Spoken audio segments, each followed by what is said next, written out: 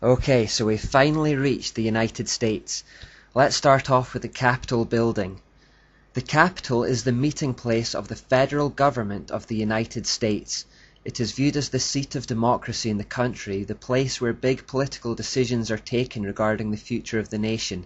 Its structure, art and symbols all reveal the importance of Freemasonry in shaping that government. For example, like the Sphinx in Egypt, it was constructed with regard to alignment with heavenly bodies, ley lines, occult numerology, and spiritual energy. The United States Capitol at Washington, D.C. was the creation of a succession of architects who were almost all Freemasons. Originally designed by William Thornton, the work was completed by Brother Benjamin Latrobe, who also redesigned it after the War of 1812. The flanking wings and the Great Dome were added later by Brother Thomas Eustache Walter. It was George Washington himself who laid the cornerstone with full Masonic regalia and ritual. The cornerstone of the U.S. Capitol building was laid with Masonic honors on September 18, 1793, under the auspices of the Grand Lodge of Maryland. At the ceremony, President George Washington presided. Worshipful Brother Washington was assisted by Joseph Clark, Grand Master of Maryland, Elisha C. Dick, Master of Alexandria Lodge No. 22 of Virginia, and Valentine Reinsel, Master of Lodge No. 9 of Maryland. Not just the Capitol, but the geographical layout of the whole of Washington, D.C. was carefully designed, and the Capitol itself is just one component. Take a look at this photo and notice its relation to the Washington Monument, one of the most famous obelisks in the world. Notice how similar this is to the Vatican's layout. This exact same layout can be found in Paris also and many other cities. Why this configuration? The key to this is perhaps the dome, which dominates these buildings. In many ancient cultures, the dome shape represented the female principle or the womb. When you have the male principle, which is the obelisk, connected to the female principle, it was believed by occultists that a third entity, a kind of spiritual energy, is produced. We've already seen that idea in the square and compass logo. In occultism, the idea is also quite prevalent that certain shapes and colors either create or diffuse energies. We're quite familiar with this concept today in the form of Feng Shui, which was a craze a while ago. Arranging your furniture in relation to what they do with energies to create balance. You can think of this kind of arrangement between the obelisk and the dome as a kind of Feng Shui designed to generate a spiritual power. At the top of the Capitol dome we find this statue, who symbolically faces east towards the sunrise. This is the goddess of reason who the French enthroned at Notre Dame, or as we've come to know her since the beginning of this study, Ashura or Ashtoreth. She pops up absolutely everywhere. This particular idol was designed by a Freemason, Thomas Crawford, and is standing on top of a spherical shape which almost certainly represents the earth, around which is written in Latin, E pluribus unum. This means, out of many, one. Now remember, there's always a light side and dark side to every symbol, so the lighter good meaning for public consumption is calling for the unity of the American people, which was made up of immigrants. The dark hidden meaning is that the whole world will be united under the feet of this enigmatic goddess. The American form of Ashura is mostly known as Columbia. The DC in Washington, D.C. actually stands for Washington District of Columbia, so effectively it's like saying that it's her district, her territory where she rules. Fans of the movie theatre will recognize her as the logo for Columbia Pictures. She is often thought of as the Spirit of America. Note how she holds an illuminating light in her right hand. And I never really noticed this, but it could also be argued that she stands on top of a pyramid-type structure.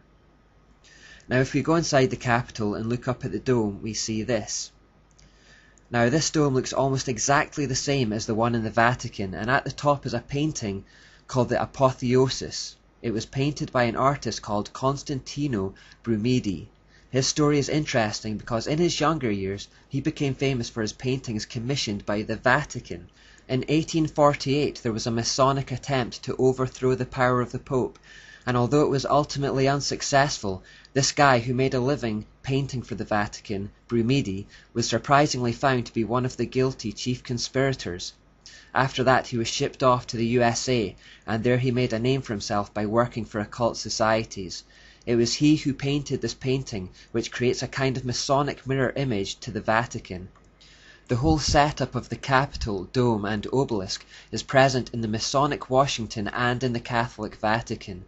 Now this would seem odd for two seemingly opposed ideologies to do this, but then we remember Alice A. Bailey's pronouncement. There is no question, therefore, that the work to be done in familiarizing the general public with the nature of the mysteries is of paramount importance at this time. These mysteries will be restored to outer expression through the medium of the Church and the Masonic fraternity. Bailey predicted that the mystery religion would start to become familiar to the general public through both the Church, meaning the false church, and the Masonic fraternity. This two-pronged attack appear to be on opposing sides but are working towards the same end. Remember that the founder of the Illuminated Masons, Adam Weishaupt, had actually come from the Catholic Jesuit order, but after creating the Masonic Illuminati, he claimed to be anti-Catholic. The Masons and Church appear to be opposed, but in fact are both puppets of Satan. Now the definition of apotheosis is the exaltation of a subject to a divine level. So who are they exalting to a divine level here? Well, if we look closer, we see that it's the same man who stands under the dome, George Washington. Look at the bottom and you will see the goddess Columbia, or Asherah, and then George Washington is depicted directly above her. It represents the deification of the man, George Washington. Note the pose he is striking with his left arm raised and his right hand extended outwards. He was depicted in a similar manner when this statue was commissioned. Now this statue is again elevating Washington to a position of God, as it was modelled on Zeus. It was meant to go on display at the Capitol, but after it was found to make people uncomfortable, it was moved to the Smithsonian Museum instead. What is extraordinary is that this pose is more commonly associated with Baphomet, the horned goat god that represents Satan. Remember when we turned the pentagram representing man upside down, we got Baphomet. So if the painting intends to elevate the man Washington to the level of a god, we are forced to ask the question, what kind of god? Incidentally, while Baphomet is on the screen, you may also notice that it has both male and female features, which is the usual male and female, light and dark from one source theme that we've already seen countless times. If we go back to the painting one more time, we see that the other figures that surround Washington are also ancient gods and goddesses from pagan mythologies, the likes of Atlantis, Venus, Vulcan, Ceres and Minerva, all in reality just demons looking for worship. Directly beneath the dome is the Capitol's crypt, and on the center of the floor there is a bronze sun symbol. This symbol is geographically the literal center of Washington, D.C., and all street addresses are attributed in relation to it. You will actually find many pagan gods littered all around the Capitol building.